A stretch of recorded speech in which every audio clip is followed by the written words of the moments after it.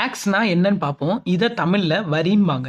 டேக்ஸ்னா ஒரு நிறுவனமோ இல்லை ஒரு தனி நபரோ அந்த நாட்டு அரசாங்கத்துக்கு கட்டாயமாக கட்டக்கூடிய ஒன்றை தான் வரிங்கிறாங்க.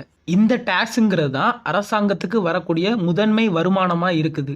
இதில் வரக்கூடிய வருமானத்தை வச்சு தான் அரசாங்கம் எக்ஸ்பெண்டிச்சர் பண்ணுறாங்க, அதாவது செலவுகள் பண்ணுறாங்க.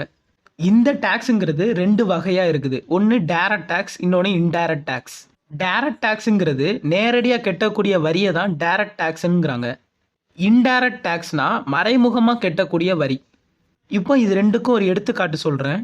இப்போ நான் ஃபஸ்ட்டு டைரக்ட் டேக்ஸுக்கு நான் எடுத்துக்காட்டு சொல்கிறேன், அதாவது நேரடி வரிக்கு எடுத்துக்காட்டு சொல்கிறேன். Income tax and wealth tax. Income டேக்ஸ்னால் வருமான வரி, வெல்த் டேக்ஸ்னால் சொத்து வரி. இது ரெண்டுமே நம்ம அரசாங்கத்துக்கு நம்ம நேரடியாக பே பண்ணக்கூடியது. இப்படி நம்ம அரசாங்கத்துக்கு நேரடியாக கட்டக்கூடியதை தான் டைரக்ட் டேக்ஸுங்கிறது. இப்போ ரெண்டாவதாக இன்டைரக்ட் டேக்ஸ்னால் என்னங்கிற ஒரு எடுத்துக்காட்டோட பார்ப்போம். ஜிஎஸ்டி, இன்னொன்று கஸ்டம் டியூட்டி. ஜிஎஸ்டினா குட்ஸ் அண்ட் சர்வீஸ் டேக்ஸ், அதாவது பொருளுக்கோ சேவைக்கோ விதிக்கப்பட்ட வரி தான் ஜிஎஸ்டி.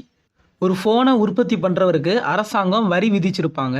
ஆனால் அந்த வரியை அந்த ஃபோன் உற்பத்தியாளர் கட்ட மாட்டார்.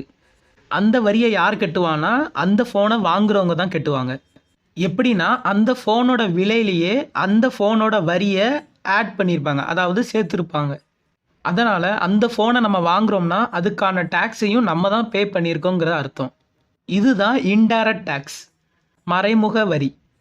இது ஜிஎஸ்டிக்குள்ளே வரக்கூடியது, குட்ஸ் அண்ட் சர்வீஸ் டேக்ஸ்க்குள்ளே வரக்கூடியது. இப்போ கஸ்டம் டியூட்டினா என்னன்னு பார்ப்போம். ஒரு பொருளை நம்ம வெளிநாட்டிலேருந்து இம்போர்ட், அதாவது இறக்குமதி பண்ணாலோ இல்லை எக்ஸ்போர்ட் ஏற்றுமதி பண்ணாலோ அதுக்கு விதிக்கப்படக்கூடிய வரி தான் கஸ்டம் டியூட்டி. இதெல்லாம் மக்கள் பே பண்ணக்கூடிய இன்டைரக்ட் டேக்ஸ், மறைமுக வரி. இப்படி டேக்ஸ் மூலிமா வரக்கூடிய ரெவென்யூவை வச்சு தான் ஒரு அரசாங்கம் இயங்குது. அடுத்ததாக டேக்ஸ் சிஸ்டமை பற்றி பார்ப்போம், அதாவது வரி அமைப்பை பற்றி பார்ப்போம். அதாவது எவ்வளோ வருமானம் வாங்குறவங்களுக்கு எத்தனை பர்சன்டேஜ் வரி கட்டணுங்கிறது தான் டேக்ஸ் சிஸ்டம்னு சொல்கிறாங்க, வரி அமைப்புன்னு அர்த்தம். இது 4 வகையாக இருக்குது. ஒன்று ப்ராக்ரெசிவ் டேக்ஸ், முற்போக்கான வரி.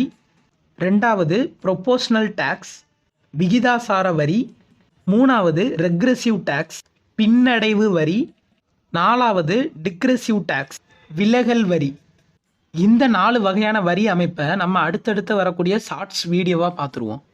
இதெல்லாம் தான் டாக்ஸேஷன், வரிகள்.